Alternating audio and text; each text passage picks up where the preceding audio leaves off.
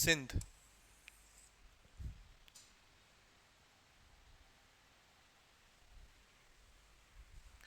Comma,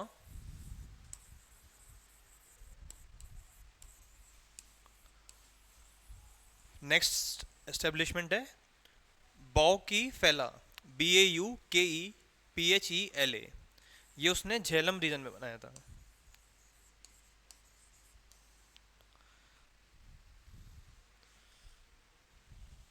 बौके फैला, ये कहाँ बना है? झेलम में। तो ये तीन मेजर इसने क्या बनाए थे? एस्टेब्लिशमेंट बनाए थे, सेटलमेंट्स बनी थी। बेसिकली यहाँ पे क्या हुआ है, उसके जाने के बाद 200 साल तक लोग रहे हैं। ठीक है, सेटलमेंट्स का क्या हम पढ़ते हैं, सिविलाइजेशन वगैरह पूरा प्रॉपर। तो वो यहाँ पे तीन जगह हमें देखने को मिलता है। ठीक है,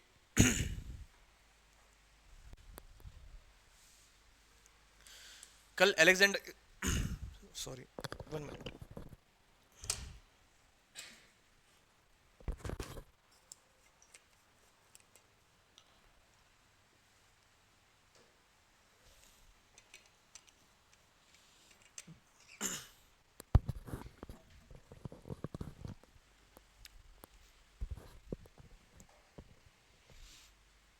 कल अलेक्जेंडर के बारे में हम पढ़ रहे थे कि कैसे उसका बचपन गुजरा था।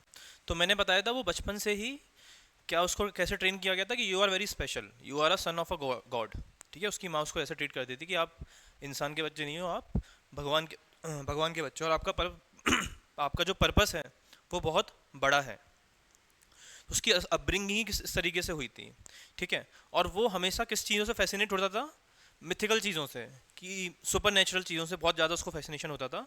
और उस टाइम का जो ग्रीक सोसाइटी थी, हमें उसको समझना होगा कि जिस सोसाइटी में वो बढ़ रहा था। तो ग्रीक सोसाइटी किस नेचर की थी उस टाइम पे? गॉड्स को मानते थे। ठीक है, और साइंस में बहुत बिलीव करने लग गए थे, फिलोसफी पढ़ते थे, साइंस को पढ़ते थे।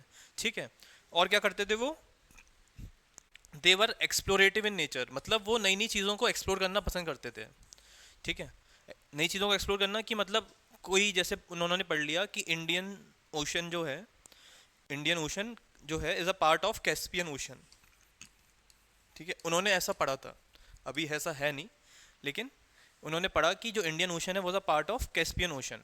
तो वो उसको एक्सप्लोर करना चाहता था, कि मैं वो देखना चाहता है वो साक्षात कि कैसा दिखता है इंडियन ओशन। इंडियन ओशन कहाँ पे है? फार ईस्ट में। ठीक है, फार ईस्ट है ना, इंडिया के एकदम फार ईस्ट है। तो वो एक ईस्टर्न किंगडम बनाना चाहता था। आप इसके बारे में समझोगे, एक वो ईस्टर्न किंगडम बनाना चाहता था जो जिसका एक्सटेंट कहाँ तक होगा? साउथ ईस्ट एशिया तक। साउथ ईस्ट एशिया में क्या क्या आता है? इंडोनेशिया, राइट, कंबोडिया, ये सारे जो देश आते हैं वहाँ तक वो अपना किंगडम बनाना चाहता था। उसका एस्पिरेशंस वो थे। तभी वो जब बोलता है ना कि कूच करना है, तो इंडिया एक पार्ट था, उसके आगे भी उसकी जाना चाहता था वो। और ये सब क्यों हो रहा था? इसलिए हो रहा था क्योंकि उसका बचपन उस तरीके से गुजरा था, उसकी जो परवरिश की गई थी कैसी की गई थी कि आपको दुनिया जीतनी है। ठीक है, और उनकी सोसाइटी जो थी वो बहुत एक्सप्लोरेटिव नेचर की थी। हम जब पढ़ते हैं कि जब अलेक्जेंडर इस सीजन में आता है सिंध और पंजाब रीजन में, तो क्या होता है वहाँ पे? वो देखता है कौन सा? अरेबियन सी देखता है, अरेबियन सी है नीचे। ठीक है, तो वो क्या करता है, अपने कुछ खास लोगों को बोलता है कि वहाँ पे जाओ और एक पोर्ट्स का इंतज़ाम करो, जिससे कि इंडस की कनेक्टिविटी किससे हो सके? यूफ्रेट्स रिवर से। यूफ्रेट्स रिवर हमने कहाँ पढ़ी थी? मेसोपोटामिया कल्चर में पढ़ी थी। कौन सी दो नहरें थी? तिग्रिस एंड यूफ्रेट्स। ठीक है, तो वो चाहता था क्या हो? यूफ्रेट्स रिवर की कनेक्टिविटी कहाँ से आ जाए? इंडस से आ जाए। ठीक है, तो इस टाइप की वो चीज़ें करता था। ठीक है, तो उसकी वजह से क्या है, काफ़ी चीज़ें इंडिया को फ़ायदा हुआ। कैसे फ़ायदा हुआ? हमारी कोई हिस्ट्री रिटर्न तो थी नहीं, हम सब ओरली पढ़ते थे। रिटर्न का कल्चर आया कब से है? मेनली हम आज पढ़ेंगे मॉडर्न से आया है। वो क्यों आया था वो भी एक्सप्लोर करेंगे। लेकिन उससे पहले का क्या? बस वेदास थे, वेदास जो लिखे गए थे वहीं से हम एविडेंस निकाल पा रहे हैं। ठीक है, तो क्या देखने को मिलता है, जब ये ग्रीक्स आए थे तो ये अपने साथ क्या लेके आए थे? बहुत सारे हिस्टोरियंस लेके आए थे। ठीक है, और वो हिस्टोरियंस क्या करेंगे? इंडिया का पूरा वर्णन देंगे वहाँ पे। They will describe India in detail, कि वहाँ पे कौन कौन सी आर्मी है, किस तरीके का नेचर आर्मी का, किस तरीके से फाइट करते हैं। ठीक है, कौन कौन सी टोपोग्राफी उन लोगों ने देखी, ये सब डिस्क्रिप्शन कहाँ देखने को मिलता है? ग्रीक टेक्स्ट में देखने को मिलता है। ठीक है, तो पढ़ क्यों रहे हैं ये सब? क्योंकि क्वेश्चंस आते हैं कि अलेक्जेंडर आया था तो उससे क्या कंट्रीब्यूशन हुआ था। ठीक है, तो वहाँ पे आप कुछ रैंडम चीज़ें लिख के नहीं आनी है, ये सब लिख के आना होगा कि हमारे एक तो हमें लिटरेरी एविडेंस मिले। क्या लिखोगे? लिटरेरी एविडेंस मिले। सेकंड क्या लिखोगे? कि उसने रूट्स क्रिएट किए थे। ठीक है, जब वो आया था तो कुछ सामान लेके गया था, ट्रेड्स के नए नए रूट्स बनाए थे उसने। ठीक है, तो नए ट्रेड्स के रूट्स बने थे, क्यों बने थे? अलेक्जेंडर की इन्वेजन की वजह से। और क्या लिखोगे? मौर्यन किंगडम का एक्सपांशन हो पाया था, क्यों हो पाया था? इंडो सिंथियन जो हमने पढ़ा था अभी, एम्पायर बना था, वो किसने क्रिएट किया था? अलेक्जेंडर ने। जब वो चला गया तो मौर्यंस ने उसको ऑक्यूपाई कर लिया रीजन को। उससे हमें क्या देखने को मिलता है कि अशोका का जो एम्पायर था गंधार तक जाता है। ठीक है, नहीं तो ये पॉसिबल नहीं था, इतना बड़ा एम्पायर एक सिंगल एंटिटी में आना, वो भी उस एज में जब कोई कम्युनिकेशन के टूल्स ही नहीं है। इम्पॉसिबल है ना, कभी भी कोई भी अटैक करके आप क्या क्या कर पाओगे? पटना से जाने में कम से कम 10-15 दिन लग जाते हैं। इतना मैं बता दूं, जब वो खैबर पास से इंडस तक आया था तो उसको 5 महीने लग गए थे। समझो उस टाइम की कंडीशंस क्या है। 5 महीने में वो इंडस रिवर तक आ पाया था। कहाँ से? खैबर पास से। तो समझ रहे हैं ना, उस टाइम के हिसाब से समझो, उस टाइम पे इतना बड़ा एम्पायर मेंटेन कर पाना कैसे पॉसिबल रहा होगा। ठीक है, तो इस चीज़ों को समझ लो कि पहले की जो चीज़ें लिख रहे हैं वो पढ़ रहे हैं, उसका इंपॉर्टेंस क्या है। और ये चीज़ें जब आप अपने आंसर्स में लिख के आओगे तो बिलीव में कोई लिख के नहीं आने वाला, कोई बताता भी नहीं है चीज़ें वैसे ज़्यादातर। कोई इतना एनालिसिस बताएगा भी नहीं आपको कि आप इसको लिखो फिर समझो और फिर एग्जाम में लिख के आओ। और यही एक एक जो दो दो पॉइंट्स हो गए आपके आंसर कॉपीज को क्या बनाते हैं? यूनिक बनाएंगे। हर आधा आधा नंबर आपका क्या करता है पेपर में? आपको आप कॉम्पिटिटर से आगे लेके जाएगा, राइट? आधे एक एक नंबर की फाइट होती है। अगर आप यूपीएससी कर रहे हैं तो एएस बनने में और आईपीएस बनने में 1 नंबर का डिफरेंस है। और अगर एमपीपीएससी कर रहे हैं तो सीधे आपको लोअर पोस्ट मिलेंगी, और आपको डिप्टी कलेक्टर बनना है तो उसमें नंबर थोड़े ज़्यादा चाहिए, और थोड़े नंबर की डिफरेंस होता है। तो इन छोटी छोटी चीज़ों पे ध्यान देना है हमको। ये डिटेल्स जो है ना, ये आपके आंसर्स का पार्ट होते हैं। तो जब भी कुछ ऐसी चीज़ें बताई जा रही हैं जो आपको लग रहा है कि एनालिसिस है, तो इसको लिख सकते हो आप, है ना। आंसर्स जैसे टीचर और भी बताया कि ज्योग्राफी में बता दिया कि ये जो पास है इसका क्या इंपॉर्टेंस हो सकता है। ठीक है, तो इसको आप लिखो अपने वर्ड्स में। ठीक है, वर्ड्स अपने वर्ड्स में नहीं लिखोगे ना तो वो याद भी नहीं होगा, आज पढ़ा कल भूल जाओगे। ठीक है, तो इसको हम आगे फर्दर कंटिन्यू करते हैं।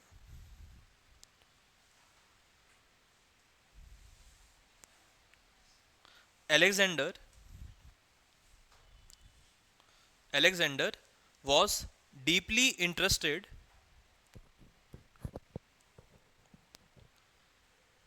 Alexander was deeply interested in geography of the mysterious ocean.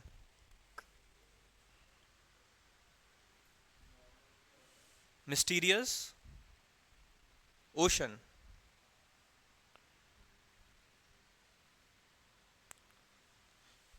which he saw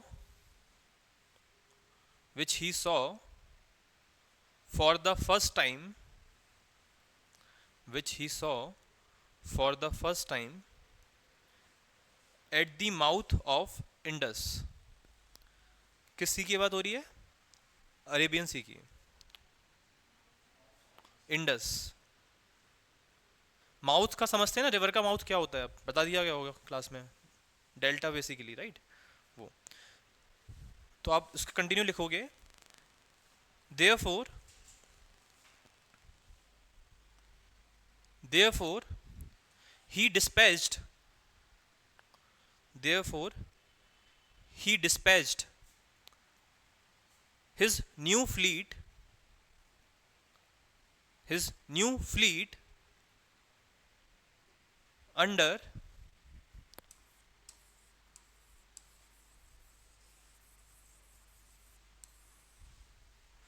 Nearchus under Nearchus to explore the coast to explore the coast for for harbors from the mouth of Indus for harbors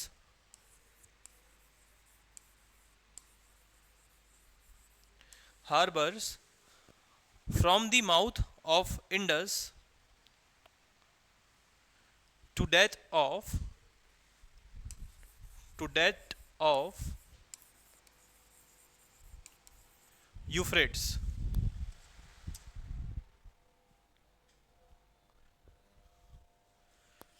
to that of Euphrates. Next point लिखेंगे, his clearly dated records, his clearly dated records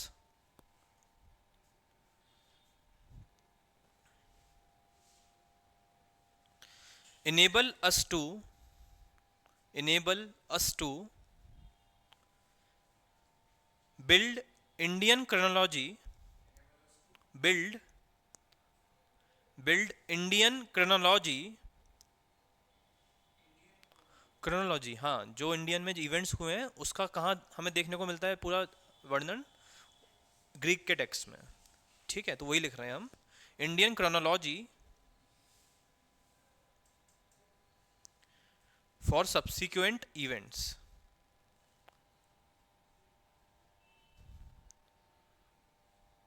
for subsequent events.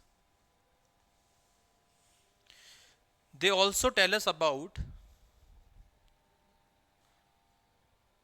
social and economic conditions of that time. They also tell us about social and economic conditions of that time. We find evidence of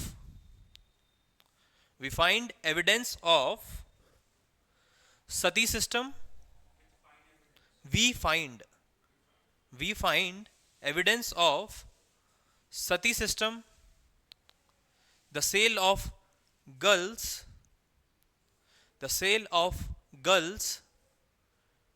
in the marketplaces, the sale of girls in marketplaces by poor parents, the sale of girls in marketplaces by poor parents, and the fine breed of oxen in northwest India.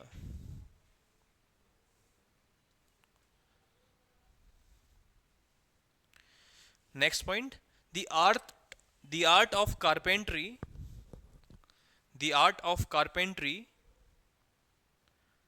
was the most flourishing craft in India. लिखा, ठीक है। And carpenters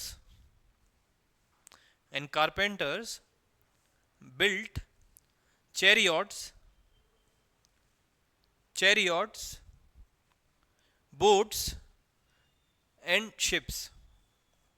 And carpenters built chariots, boats and ships. तो ये क्या दिखा रहा है, उस टाइम पे हमारे यहाँ क्या बन रहे थे, लार्ज स्केल पे बोट्स बनती थी, शिप्स बनती थी, चैरियट्स बनते थे। चैरियट्स हमने पढ़ाई था कहाँ से कंटिन्यू हुए थे, ऋग्वेदिक पीरियड से। ठीक है, फिर लास्ट इसमें लिखिए अलेक्जेंडर के अंदर, by destroying the power of petty states, by destroying power of petty states, छोटे states ना, petty states in northwest India, Alexander's invasion paved the way for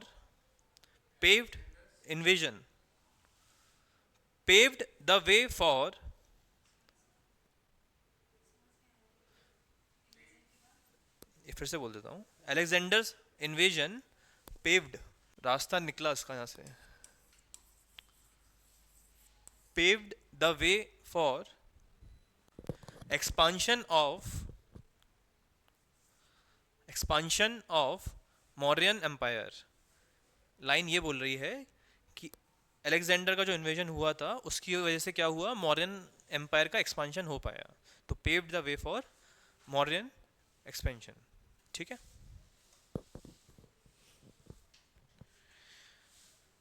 next heading हम डालेंगे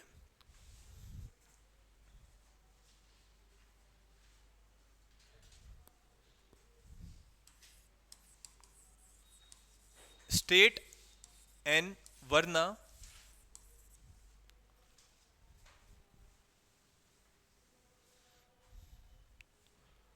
स्टेट एंड वरना इन Buddha times या Buddha as.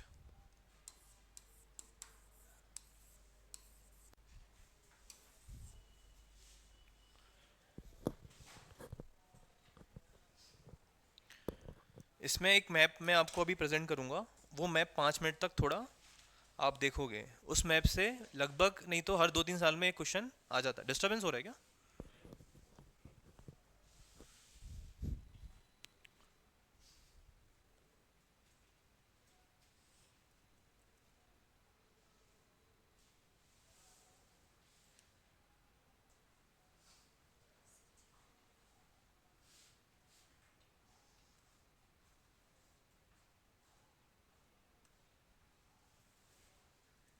जो अभी पढ़ाया था उसमें कुछ डाउट था? किसी को कोई डाउट था? आपको डाउट है कुछ? ठीक।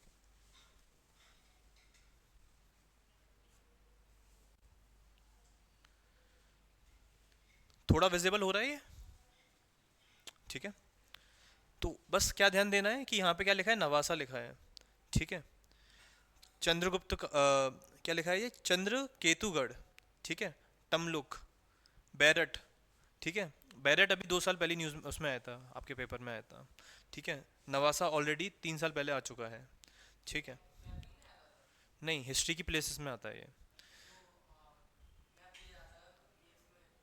नहीं नहीं, उसमें नहीं, प्रीलिम्स में आ जाएगा आपके कि बैरट क्या है। ठीक है। या फिर ऐसे दे देगा, which one of these were northern black polished ware sites. ये क्या पॉटरी है, कौन सी? Northern black polished ware. अब ये पॉटरी कहाँ कहाँ मिली है, उनके ये नाम दे रखे हैं। ठीक है। तो वो सीधे पूछ लेगा कि which of the below options is part of northern black polished where site. ठीक है।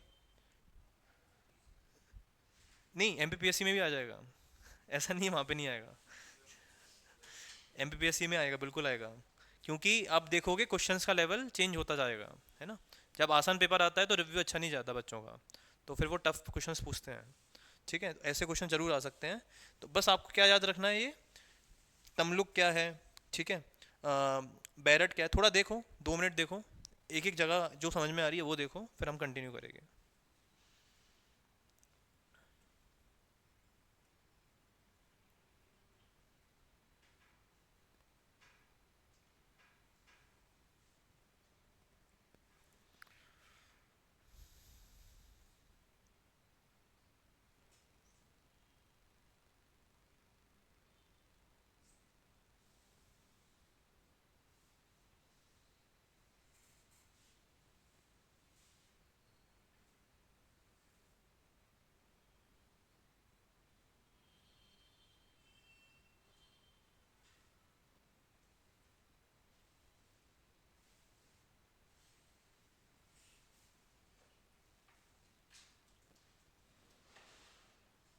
शेयर कर देंगे, आपको ग्रुप पे शेयर हो जाएगा।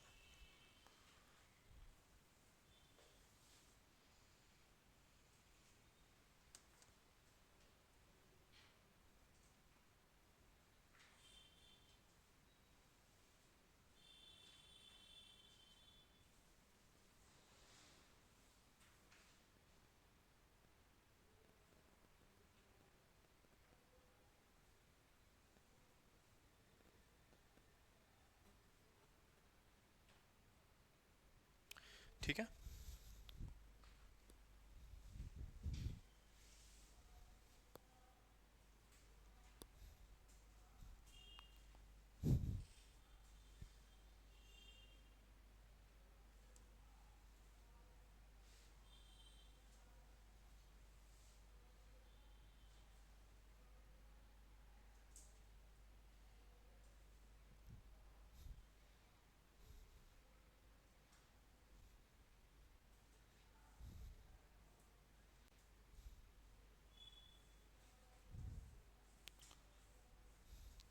ये जो सारी पॉटरीज हैं ये हैं नॉर्दर्न ब्लैक पॉलिश्ड वेयर।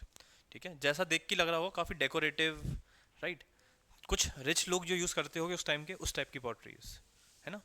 ये थोड़े पुरानी पॉटरी से डिफरेंट थी क्योंकि इसमें थोड़ी बारीकी की जाती थी, थोड़ा अच्छा दिखाया जाता था। ठीक है, इसमें भी ग्रेडिंग रही होंगी लेकिन नो डाउट, लेकिन ये बोला जाता है कि ये जो रिच क्लास थी उनके टेबल वेयर के लिए यूज़ की जाती थी पॉटरीज, राइट।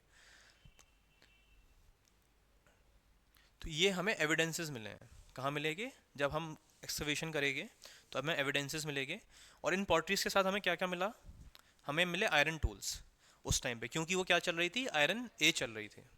तो आयरन एज के हमें क्या मिलेंगे, टूल्स मिलेंगे। ठीक है, वो टूल्स क्या क्या हो गए, प्लग शेयर होगा, और क्या हो सकता है, किचन वियर हो सकते हैं, जो भी डेली के यूज़ में और जो वॉर के यूज़ में चीज़ हो सकती हैं आयरन से रिलेटेड, वो सब हमें कहाँ मिला है, एक्सकवेशंस में मिला है। ठीक है, तो पहले तो हमें समझना होगा ये सोसाइटी किस टाइम पे इमर्ज कर रही है, after the advent of Buddha. ठीक है, तो नॉर्दर्न ब्लैक पॉलिश पेयर जो टाइम एसोसिएटेड है वो during the time of Buddha है। ठीक है, उस टाइम पे क्या आ चुके हैं, मगध में मगध एम्पायर बेसिकली क्रिएट हो चुका है। ठीक है, तो northern black polish ware mainly associated किससे है, मगध से है। ठीक है, ये आप थोड़ा लाइन लिखेंगे।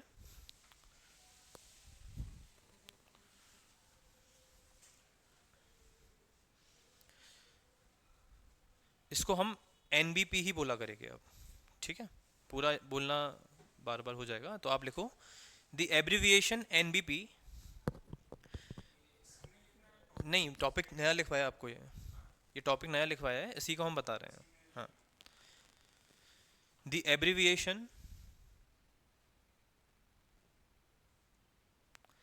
NBP stands for Northern Black Polished Wear।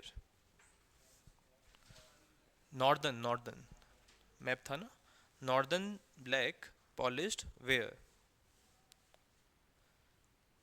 This pottery was made bye,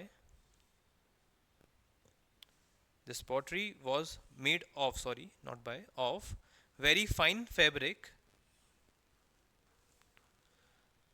and served as a table where.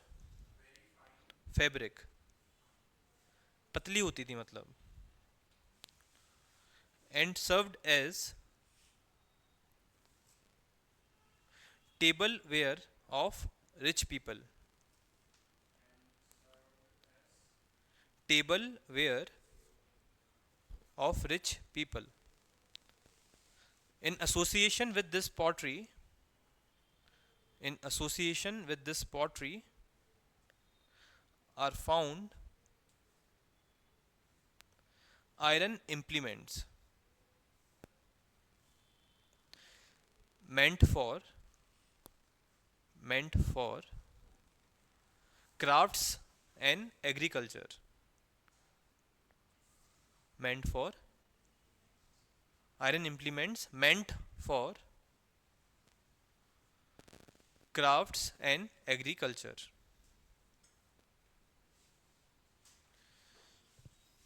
ठीक है, अब हम देखते हैं कि इसका इतना सिग्निफिकेंस क्यों है, क्राफ्ट्स एंड एग्रीकल्चर।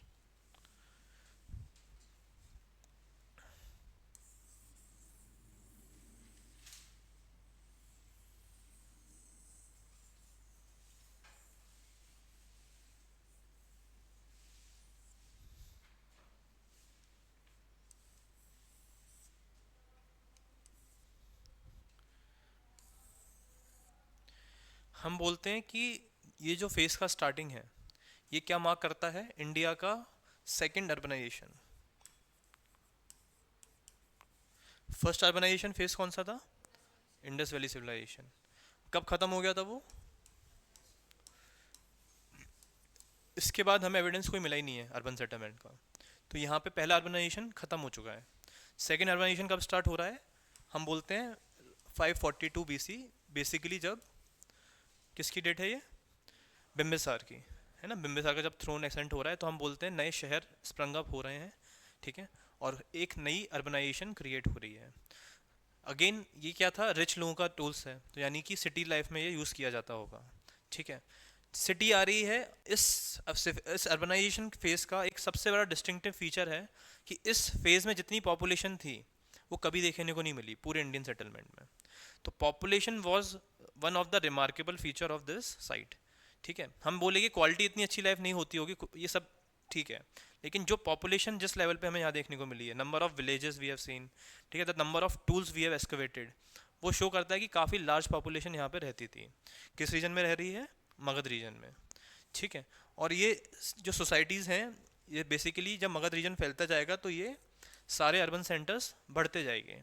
ठीक है, फिर एक टाइम पे हम पढ़ते हैं कि यहाँ मथुरा होता है। ठीक है, यहाँ पे क्या है? गंधार है। यहाँ पे आपका क्या है? उज्जैन है। यहाँ पे आपका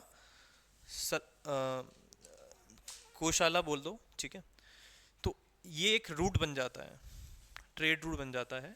ठीक है, यहाँ पे वैशाली रहेगा, यहाँ पे आपका पाटलिपुत्र।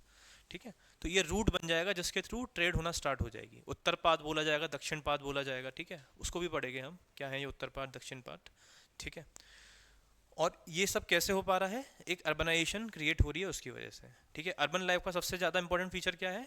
पॉपुलेशन। ठीक है, और क्या फीचर्स रहेंगे इस अर्बन लाइफ के भी? कि मास लेवल पे क्या होगा? कंजम्पशन होगा। ठीक है, सिटीज़ में क्या होंगे? बहुत सारे गिल्ड्स बनेंगे। गिल्ड समझते हैं आप?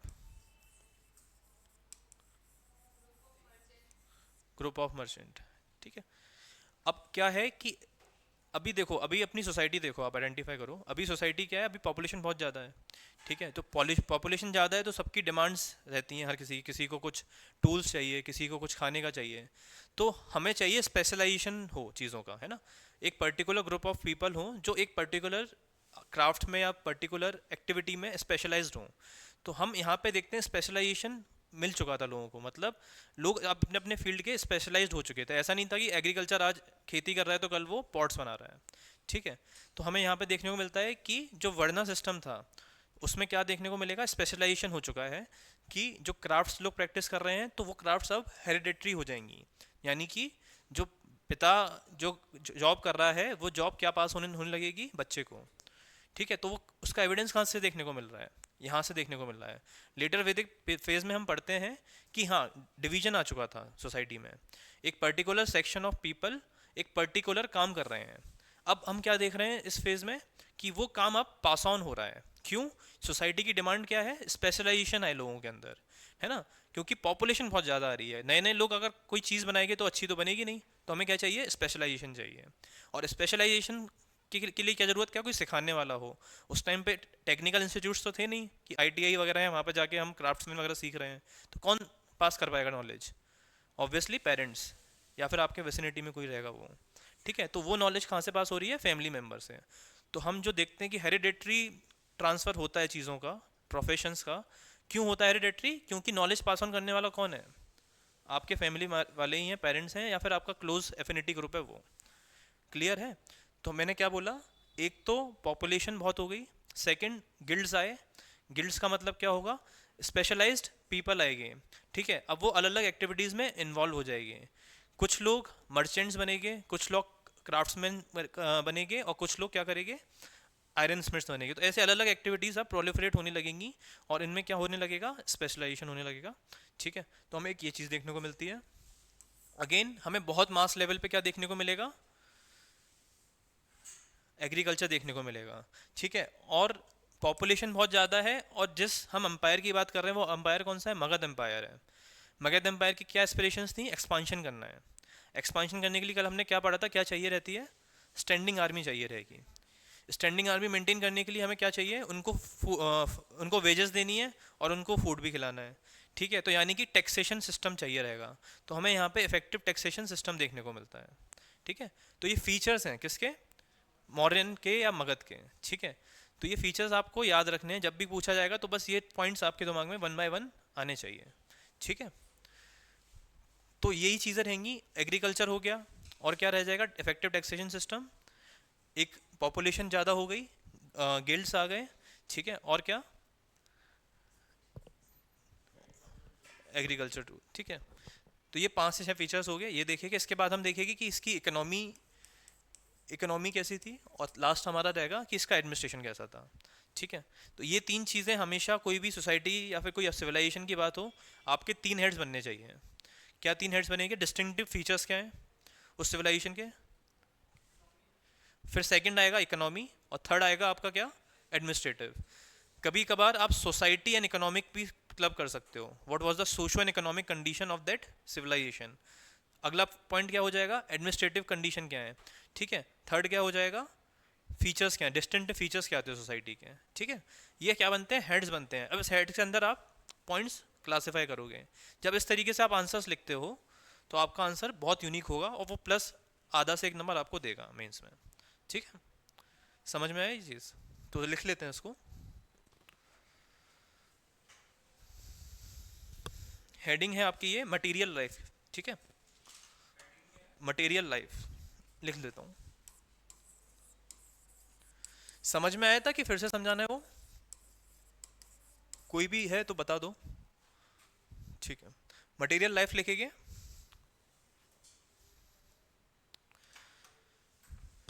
पहला पॉइंट है the NBP phase marked marked the beginning of second urbanization in India. The beginning of second urbanization in India. The Harappan towns disappeared in 1500 BC,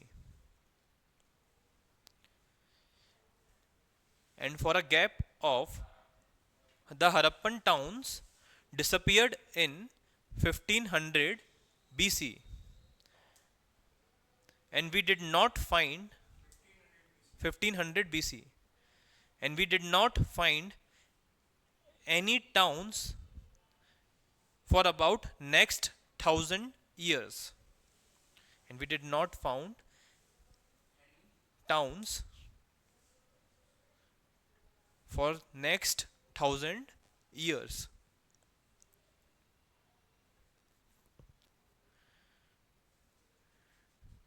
Many towns, next point है,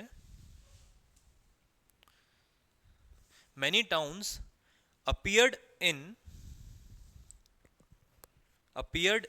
middle Gangetic basin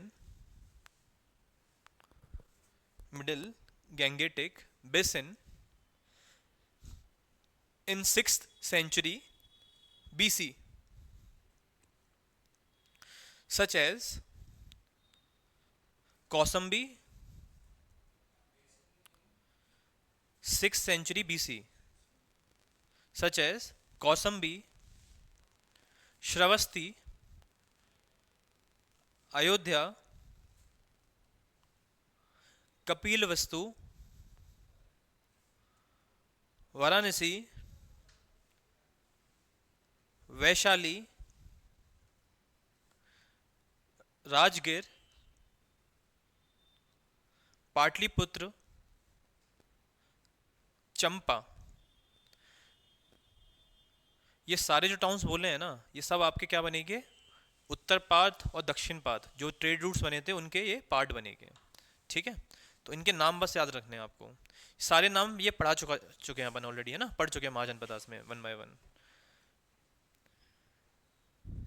फिर एक चीज़ और समझो, जो यहाँ से quality of infrastructure मिल रहा था वो इतना टॉप नॉच नहीं था। इनफैक्ट समझो इंडस वैली का जितना इंफ्रास्ट्रक्चर हमें मिला है ना, कि हम देख पा रहे हैं कि प्रॉपर सिटाडेल दिख रहा है हमको। ठीक है। कल ही देखा था हम लोगों ने, जो प्रॉपर इमेजेस दिख रही थी, तो यहाँ पे ऐसी इमेजेस नहीं दिख रही हैं, प्रॉपर सेटलमेंट्स नहीं है ये। ठीक है। तो ये क्या सिम्बलाइज करता है कि क्वालिटी ऑफ जो स्ट्रक्चर था इतना अच्छा नहीं था। ठीक है। मोस्टली जो एक्सकवेशंस मिली हैं किसकी मिली हैं? मड की मिली हैं। ठीक है। मड ब्रिक्स वगैरह यूज़ हुई हैं, बर्न ब्रिक्स के बहुत लिमिटेड स्ट्रक्चर मिले हैं, और एक बड़े लेवल पे वुडन के एक्सकवेशन मिले हैं। लकड़ी का बहुत यूज़ होता था, वो जायज़ भी है क्योंकि उनके आसपास इतनी ज़्यादा टिम्बर थी, है ना। हम पढ़ते हैं इतने ज़्यादा बड़े वेजिटेशन का ये पार्ट थे, तो उनको क्लियर किया गया था। तो उनको सबसे अच्छा था कि लकड़ी को काट के ही घर बनाया जाए। ठीक है। तो हम पढ़ेंगे भी इसमें कि 7 स्टोरी महल की बात होती है, एक 7 स्टोरी महल की बात होती है किसमें? टेक्स्ट में। ठीक है। जो मौर्यन का टेस्ट रहा होगा उसमें, लेकिन वो हो सकता है कि वो महल किसका रहा होगा, वुडन का रहा होगा, तो वो मिला ही नहीं है, हमें एक्सकवेशन में मिला नहीं है।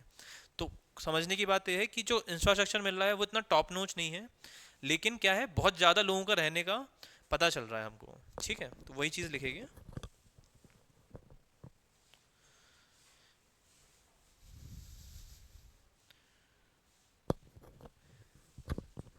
Science of habitation, science of habitation and mud structures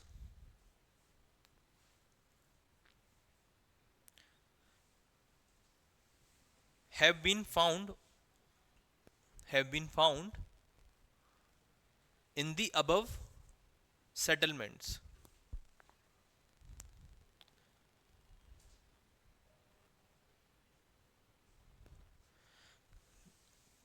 Next point, houses were made of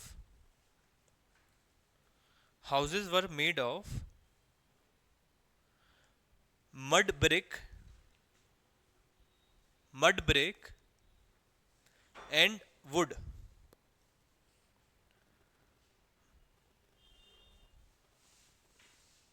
Next point, remains remains of above places indicate great increase in population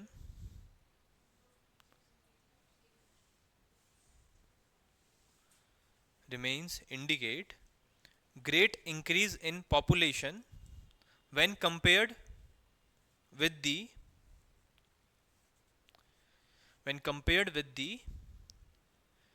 painted grey ware settlements.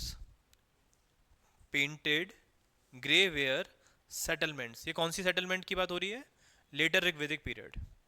ठीक है, painted grey ware settlements.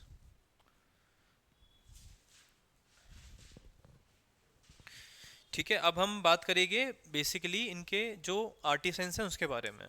ठीक है, तो आपने पढ़ा guilds का मतलब क्या होता है। ठीक है, ग्रुप ऑफ मर्चेंट्स। ठीक है, अब हमको क्या है कि कुछ शहरों के नाम लिखेंगे जहाँ पे हमें इनका एविडेंस मिला है। ठीक है,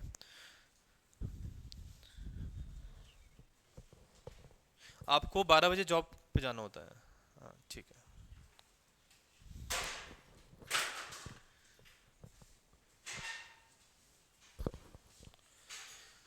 ठीक है, तो पहले लिख लेते हैं नाम, जिससे कि जब बताऊं तो आपको थोड़ा याद रह जाए। ठीक है, स्टार्टिंग करो आप। At some places at some places there was concentration of at some places there was concentration of artisans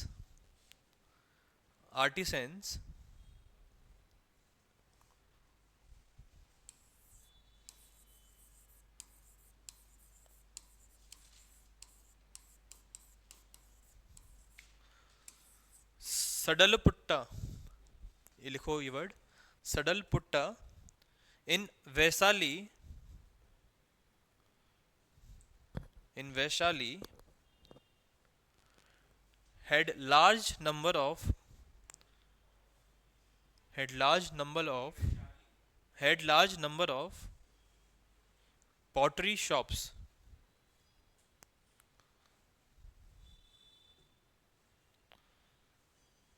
we hear of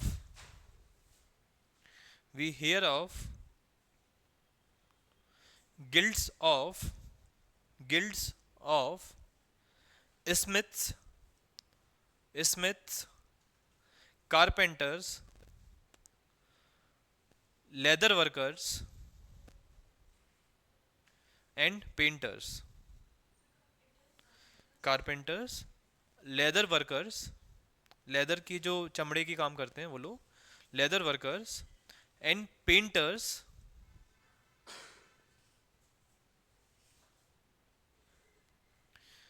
ठीक है, कॉबलर्स भी बोलते हैं, हाँ बिल्कुल। ठीक है, नेक्स्ट पॉइंट लिखोगे आप, वी हियर ऑफ, ये वर्ड जो आएगा ना, अब यहाँ पे मॉडर्न में बहुत ज़्यादा वर्ड्स आएंगे जो प्राकृत लैंग्वेज के हैं। ये सब वर्ड हमें क्या लगेगा, एकदम संस्कृति पढ़ रहे हो, यानी मतलब समझ में नहीं आता क्या है। ये जो वर्ड है वैसा, ठीक है, तो मैं पहले लिखवा दिया करूँगा और आपको फिर बाद में बताया करेंगे कि क्या वर्ड है वो, ठीक है। तो वैसा क्या है, मर्चेंट्स को बोला जाता है, ठीक है। ऐसे बहुत सारे वर्ड्स देखने को मिलेंगे, तो ज़्यादा एक साथ नहीं बताए जाएंगे, आज थोड़े बता दिए, कल थोड़े बता दिए, जिससे कि रिवीजन होगा तो थोड़ा दिमाग में बैठता रहेगा करके चीज़ें, ठीक है। तो इसके बारे में लिखते हैं, वी हियर ऑफ वैसास, ब्रैकेट में मर्चेंट्स, स्ट्रीट इन बनारस, इनकी स्ट्रीट थी बनारस में, किसकी, वैसास की। तो ये क्या शो करता है कि बनारस एक one of the important trading cities थी, किस टाइम पे, बुद्धा के टाइम पे। सारनाथ पे उन्होंने दिया था ना सरमन पहला अपना, है ना। अब सारनाथ में सरमन दिया है तो जगह तो फेमस हो गई। सारनाथ कहाँ पड़ता है, बनारस के पास, बनारस के पास में ही है, ठीक है। तो वहाँ पे जाके उन्होंने सरमन दिया तो लोग क्या करेंगे, विजिट करेंगे। तो उससे क्या देखने को मिल रहा है कि बनारस का ऐसा ट्रेडिंग हब बढ़ता जा रहा है। हरिद्वार में कितनी भीड़ होती है, अभी होती है ऐसी, वहाँ पे भीड़ होती होगी, ठीक है। नेक्स्ट पॉइंट लिखिए, the products of crafts, the products of crafts were carried over, were carried, the products of crafts were carried over for longer distances by merchants.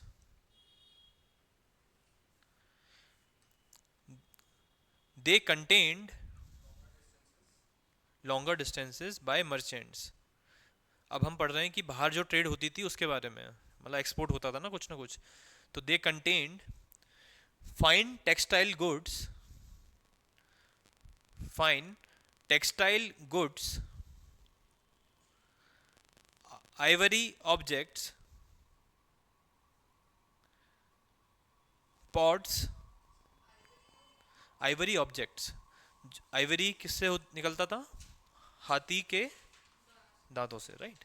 तो ivory objects, pots, pots basically जो pottery होती है ना वो pots,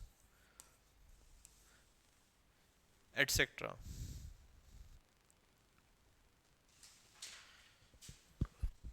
अब ये जो trade हो रही है किस रास्तों के थ्रू होगी, रिवर्स के थ्रू होगी। तो ये जितने भी शहर हमने पढ़े थे ना, ये आप देखोगे कहीं ना कहीं कोई नदी के पास में हो गए, ठीक है। श्रावस्ती देख लो, मथुरा देख लो, मथुरा में कौन सी है, यमुना नदी है, ठीक है, ठीक है। आप जैसे पाटलिपुत्र देखते हैं, वहाँ पे कौन सी है, गंगा है, ठीक है। बनारस में गंगा है, ठीक है। श्रावस्ती में सरायू रिवर है, ठीक है, उस टाइम पे।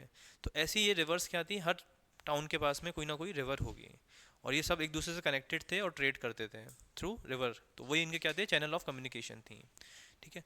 तो वो उसी को लिखेंगे कि ये जो ट्रेड्स हैं रिवर्स के थ्रू हो रही हैं, ठीक है। उससे उनका क्या बचता था, टाइम भी बचता था, ठीक है, और जल्दी थोड़ा पहुंच जाते थे। नहीं तो हम देख रहे हैं कि 5 महीने लग गए उसकी आर्मी को आने में पैदल, तो ठीक है। तो वो चीज़ है। नेक्स्ट पॉइंट लिखिए, all the important cities, all the important cities were situated on, all the important cities were situated on river banks and were connected with one another,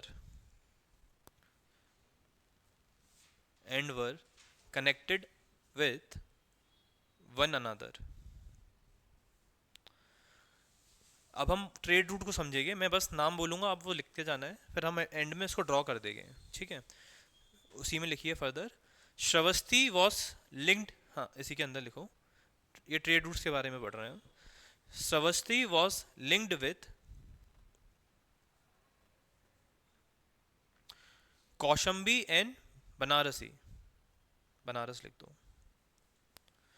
Shravasti was linked with Kaushambi and Varanasi. The route from Shravasti the route from Shravasti passed eastward to Kapilavastu, eastward to Kapilavastu and southward to Kushinagar.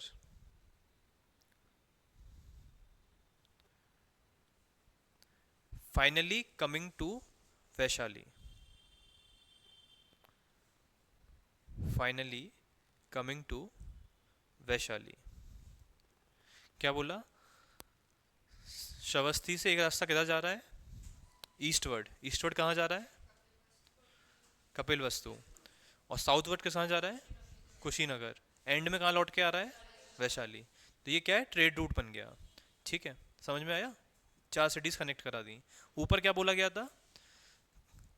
पहला रास्ता क्या लिखवाया था? Kaushambi and Varanasi. ठीक है. और बनारस क्या था? एक one of the important trading town था. तो आप उसको ब्रैकेट में लिख सकते हो, one of the important trading town. किसके बगल में लिखोगे आप? बनारस के बगल में. ठीक है.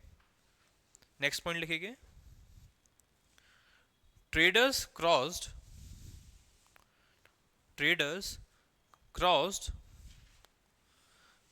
गंगा रिवर.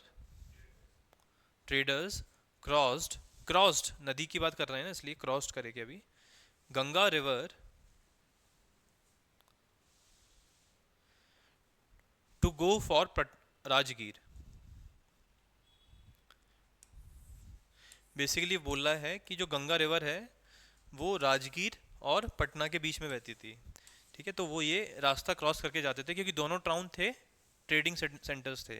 राजगीर भी एक अच्छा शहर था और दूसरा पाटलिपुत्र भी. बीच में कौन सी नदी थी? गंगा. ठीक है.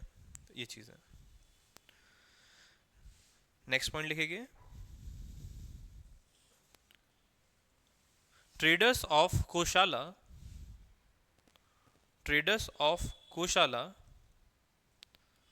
एंड मगध. ये दो क्या है? महाजनपद हैं. Traders of Kosala and Magadh went to Takshila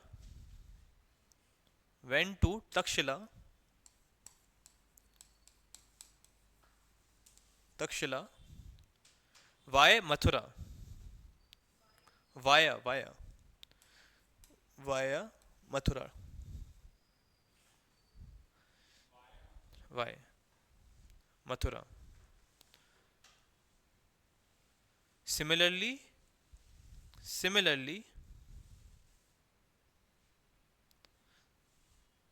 they went from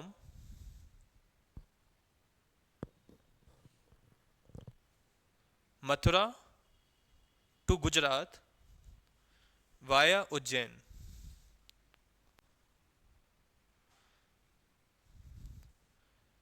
Mathura to Gujarat via Ujjain. ठीक है. ये हम अभी बस रूट्स देख रहे हैं, राइट, जिससे कि फ्यूचर में क्लियर हो सके. आपको पता है ग्वालियर को गिब्राल्टर ऑफ ईस्ट बोलते हैं. क्यों बोलते हैं? गिब्राल्टर के बारे में पता है? स्ट्रेट ऑफ गिब्राल्टर के बारे में पता है? पहले वो देख लो, तब वो समझ में आएगा.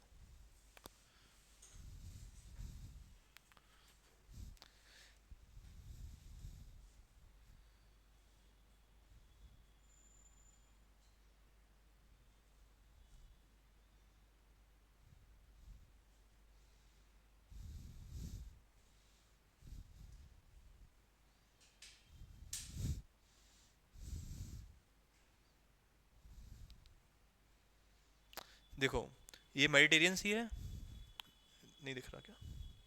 इस पे दिख रहा हूँ. इस साइड क्या है? मेडिटेरियन सी है. स्पेन और ये अफ्रीका का जो कॉन्टिनेंट है, बेसिकली यूरोप और अफ्रीका का कॉन्टिनेंट जहाँ मिलते हैं. ठीक है. तो स्पेन के नीचे तो इस साइड क्या है? मेडिटेरियन सी है. और इस साइड क्या है? आपका अटलांटिक ओशन है. तो इन दोनों को जो जोड़ता है कोई एक वाटर बॉडी. स्टेट का मतलब क्या होता है पहले वो समझो. एक ऐसी वाटर बॉडी जो दो बड़ी वाटर बॉडी को जोड़ती है, ये क्या होती है? स्ट्रेट. ठीक है. तो एक बड़ी वाटर बॉडी कौन है? मेडिटेरियन सी. और दूसरी वाटर बॉडी कौन सी है बड़ी? Atlantic ocean. इन दोनों को जोड़ने वाला क्या हुआ? स्ट्रेट हुआ. और इस स्ट्रेट का नाम है स्ट्रेट ऑफ गिब्राल्टर. ये जो रास्ता है, यहाँ से दुनिया की one of the highest trade होती है, क्योंकि यूरोप का पूरा सामान इसके थ्रू कहाँ जाएगा, अटलांटिक ओशन जाएगा। ठीक है, मैंने हमेशा बोला है हिस्ट्री को एक इकोनॉमिक सेंस से ही देखना है मेजरली। ठीक है, सब कुछ इकोनॉमी की वजह से हो रहा है। तो स्ट्रेट ऑफ गिब्राल्टर का इंपॉर्टेंस क्या है, कि पूरी ट्रेड अगर बंद हो जाएगी अगर ये इसको ब्लॉक कर दिया तो। ठीक है, one of the highest trade होती है इस एरिया से। तो बाबर ने जब वो इंडिया में आया था, तो उसने ग्वालियर पे अटैक किया था। ठीक है, और उसने उसका रीज़न दिया था, it is the Gibraltar of east, basically India बोल सकते हैं आप उसको। तो क्यों है ऐसा, क्योंकि अगर आपको बंगाल जाना है या फिर आपको अम, गुजरात जाना है, ट्रेड रूट्स एक्सप्लोर करने हैं, तो ग्वालियर के होद से रास्ता जाता था उस टाइम पे, एंशियंट टाइम पे। ठीक है, तो ग्वालियर की इंपॉर्टेंस ये थी उस टाइम पे। तो अगर आपको गुजरात जाना है तो ग्वालियर से होके निकलना पड़ेगा, क्योंकि रास्ते पहले लिमिटेड होते थे, जंगल थे, इतना काटना आसान था नहीं। ठीक है, तो आपको इन रास्तों से कूच करते हुए जाना पड़ेगा। इसलिए हम देखते हैं ग्वालियर में फोर्टिफिकेशन बहुत पहले से है, अभी के नहीं है फोर्ट्स। तोमरों से पहले भी यहाँ पे फोर्ट्स होते थे। ठीक है, पहले छोटे रहे होंगे लेकिन इस लेवल पे नहीं थे। तो यहाँ पे फोर्टिफिकेशन हमेशा रखा होगा, क्योंकि यहाँ पे एंशियंट रास्ते हमेशा से रहे हैं। ठीक है, ये चीज़ है।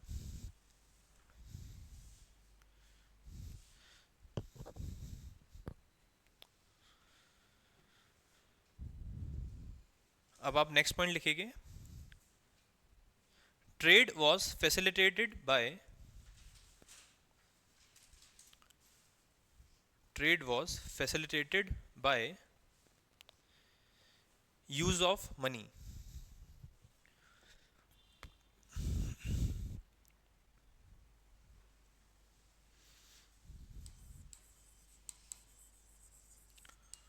हम देखते हैं यहाँ पे लार्ज स्केल पे हमें कॉइनेज देखने को मिलता है। कहाँ पे, मगध एम्पायर में।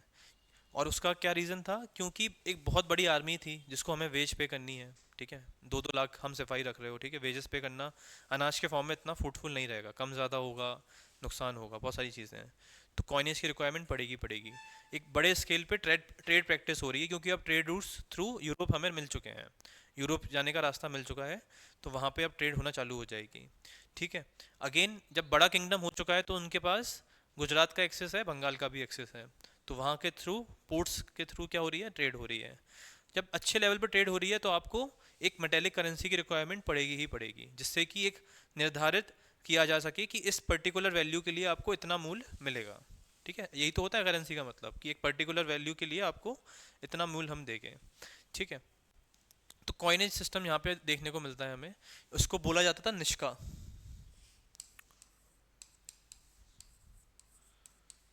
ठीक है, तो ये निष्का क्या है, ये करेंसी का, अब लिखवा दूंगा।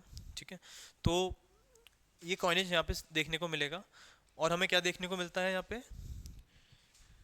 इस कॉइनेज के थ्रू हम पढ़ेंगे कौन कौन से मेटल के मिलते हैं कॉइन। पहले तो सिल्वर के कॉइन्स देखने को मिलेंगे, गोल्ड के कॉइन्स नहीं देखने को मिलते हैं, मतलब गोल्ड का यहाँ पे यूज़ नहीं होता था। सिल्वर का भी बहुत लिमिटेड यूज़ होता था। ठीक है, मोस्टली क्या होते थे, कॉपर के कॉइन्स रहेंगे आपको। ठीक है, आयरन में भी थोड़े बहुत जो छोटे लेवल पे कॉइन्स होते हैं वो देखने को मिल जाएंगे। ठीक है, तो ये मटेरियल हो गया इसका कॉइनेज का। ठीक है, तो इसको पहले लिख लेते हैं। The terms, the terms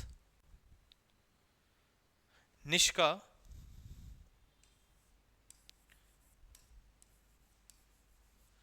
and सतमना।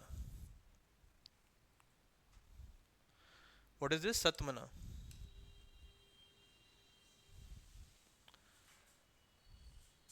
are taken to be the are taken to be the names of coins, names of coins,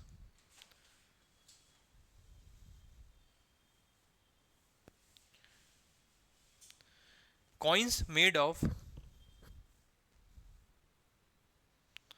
metal appear for the first time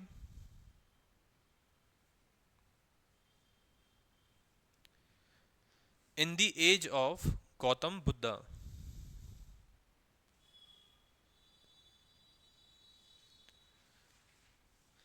They are they are known as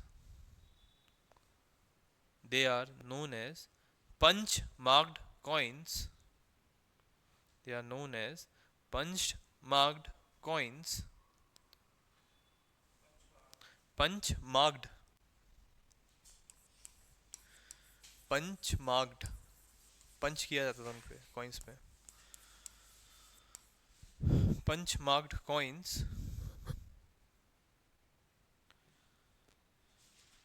having marks such as having marks such as hill, trees, fish, bull, elephant, etc. ये सब क्या है, daily की उनके आसपास की चीज़ें हैं जिनका वो यूज़ कर रहे हैं, उन्हीं के वो पंच कर रहे हैं वहाँ पे. ठीक है. आप नेक्स्ट लाइन लिखोगे, the Pali text indicate use of money and show wages were paid through them.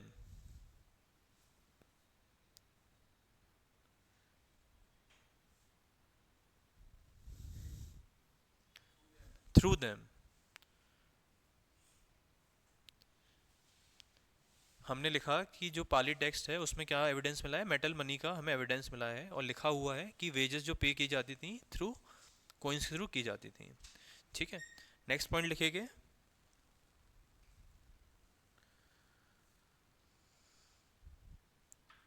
The writings.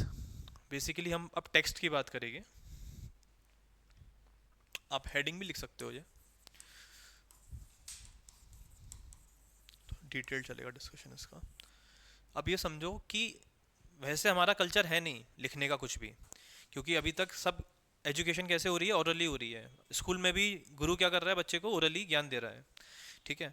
और बच्चे उसको सीख भी रहे हैं, समझ भी रहे हैं, सारे वेदों का ज्ञान ओरली मिल रहा है. ठीक है. तो लिखने का कल्चर अपने यहाँ है ही नहीं. लेकिन क्या हुआ, अब नीड फील हुई. नीड फील क्यों हुई वो समझो. लिखने की नीड क्यों फील होगी किसी को, ज़रूरत क्या आन पड़ी. एक तो आपकी आर्मी बहुत बड़ी हो गई है. ठीक है. आर्मी बहुत बड़ी होगी यानी कि रिकॉर्ड्स मेंटेन करने पड़ेंगे. किसी की याददाश्त कितनी भी ज़्यादा हो जाए, किसको कितना क्या दिया, कितना पेमेंट दिया, ठीक है, कितना जैसे 1,000 लोग हैं, 1,000 लोगों को हमने इतना पैसा दे दिया, आपको आज याद है, अगले दिन याद है, बाद में आपको थोड़ा ऊपर नीचे हो गया, तो बेसिकली हिसाब किताब मेंटेन करने में प्रॉब्लम आने लग गई होगी इन लोगों को. ठीक है. कि, को कितना वेजेस जा चुका है. ठीक है. और आपके रूल्स एंड रेगुलेशन. सेकंड चीज़ क्या, रूल्स एंड रेगुलेशंस. तो अब कोई भी एक सेटअप क्रिएट करोगे तो एक सिस्टम के तहत चलेगा. ठीक है. वो सिस्टम का कोडिफिकेशन होना बहुत ज़रूरी है. अभी हम बोलते हैं ना कि जैसे कॉन्स्टिट्यूशन है, कॉन्स्टिट्यूशन ने निर्धारित कर दिया कि भारत का जो संविधान है वो क्या बोल रहा है कि हम सेकुलर स्टेट रहेंगे, सोशलिस्ट रहेंगे. ठीक है. निर्धारित हो गया ना ये अब. तो अब हमें उस हिसाब से चलना ही पड़ेगा. आप उसको कुछ कर नहीं सकते. कुछ हल्का सा भी चेंज करने जाओगे, सुप्रीम कोर्ट क्या बोल देगा कि ये वैलिड नहीं है, स्ट्रक डाउन हो जाएगा प्रोविजन. तो इसी तरीके से उन्होंने क्या किया, रूल्स कोडिफाई करना ज़रूरी हो गया था, क्योंकि एक बड़ा साम्राज्य बन चुका है जिसकी राजधानी भी काफ़ी ज़्यादा बड़ी हो चुकी है, लोग बहुत ज़्यादा, पॉपुलेशन बढ़ चुकी है. ठीक है. आर्मी बहुत ज़्यादा बड़ी है, तो रूल्स एंड रेगुलेशंस निकालने पड़े. फिर हम पढ़ते हैं कि उस टाइम पे जब सोसाइटी आ रही है, ठीक है, सोसाइटी के जो मैरिज होगी, किस तरीके से उसमें मैरिज में आपको बच्चों को क्या करना है क्या नहीं करना है, तो सोसाइटी के भी कुछ रूल्स आपको बनाने पड़ेंगे. राइट. तो सोसाइटी के रूल्स बनाने पड़ेंगे, आर्मी के लिए रूल्स बनाने पड़ेंगे. ठीक है. एग्रीकल्चर के लिए जैसे हम पढ़ते हैं इधर कि 1/6 आपको टैक्स देना पड़ता था पीजेंट्स को. कितना टैक्स देते थे peasants, 1/6 of the total crop. ये टैक्स फिक्स हो गया था. ठीक है. अब ये टैक्स फिक्स हो गया है तो ये किसको दोगे आप. तो उसके लिए हम पढ़ते हैं जो एक पोस्ट आई थी. ठीक है. और फिर हम यहाँ पे पढ़ते हैं कि जो बड़े गिल्ड्स थे उनको कुछ वो दी जाएंगी, रियायतें दी जाएंगी कि यार आपका बहुत बड़ा गिल्ड्स है, आपके मर्चेंट्स बहुत ज़्यादा बड़े हैं. जैसे हमने अभी देखा था बनारस में एक पूरी वो थी, स्ट्रीट थी, उसका क्या नाम दिया था हमने,